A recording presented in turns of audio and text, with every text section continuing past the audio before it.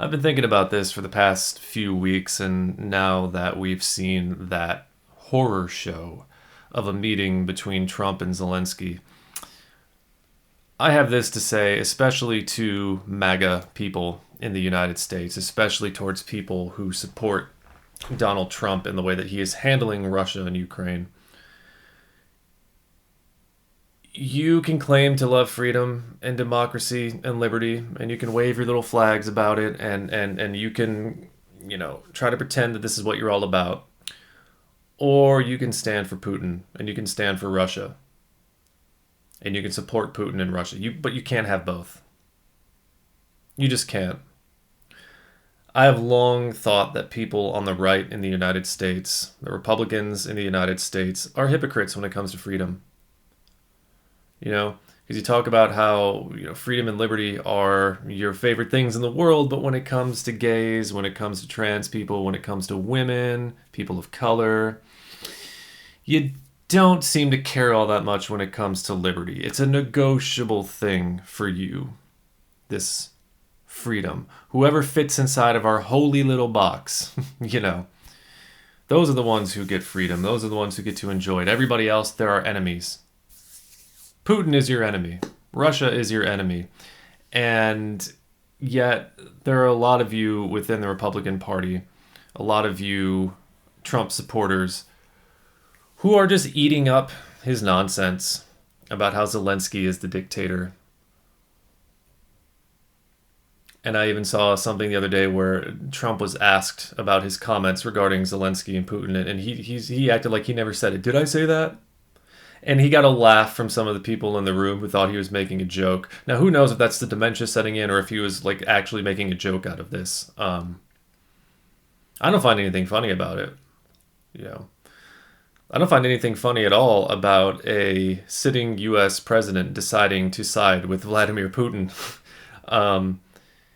and who can objectively look at what's been happening between Russia and Ukraine and invite the side in this whole conflict that has been fighting so hard for their own freedom, to invite them to your White House, to invite them to your soil and belittle them and mock them, to not give them a chance to speak, to refuse to bring any fact to the table, to refuse to bring anything but platitudes and business jargon. Neither Trump nor Vance did they say anything diplomatic? How did they support their arguments that they were trying to make? Or did they even make arguments? Did they do anything but yell and howl and scream like children, like infants, like morons? That wasn't so much a meeting as it was just a chance to be a bully.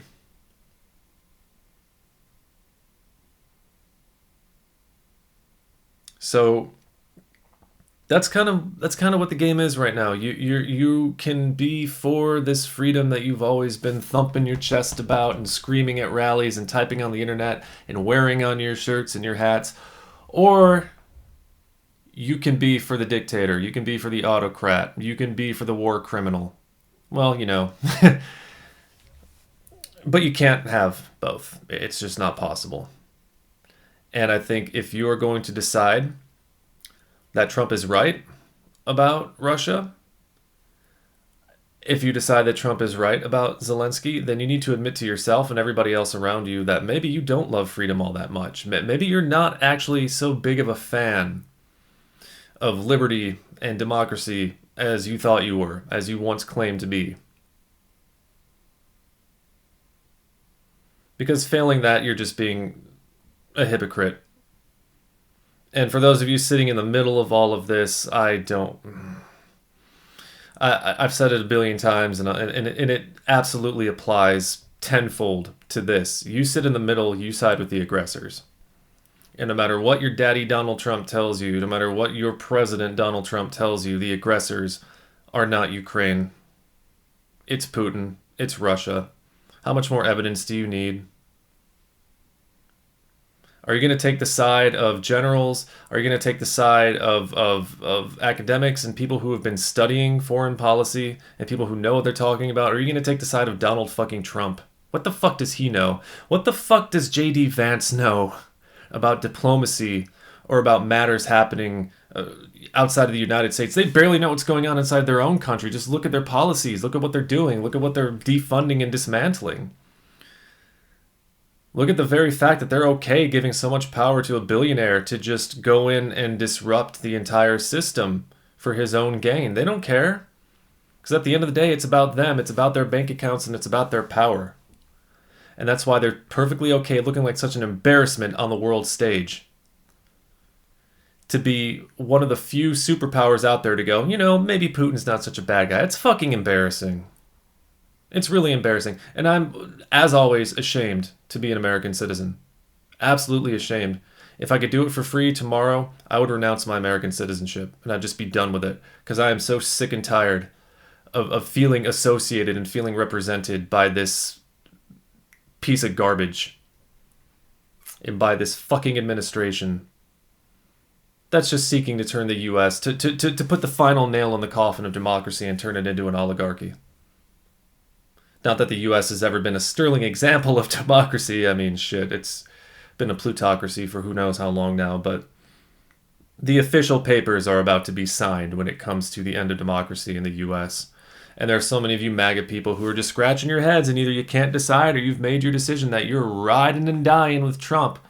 Well, you can do that. But you can no longer wave the flag as if you're waving the flag for democracy and freedom because you're waving the flag for Daddy Putin.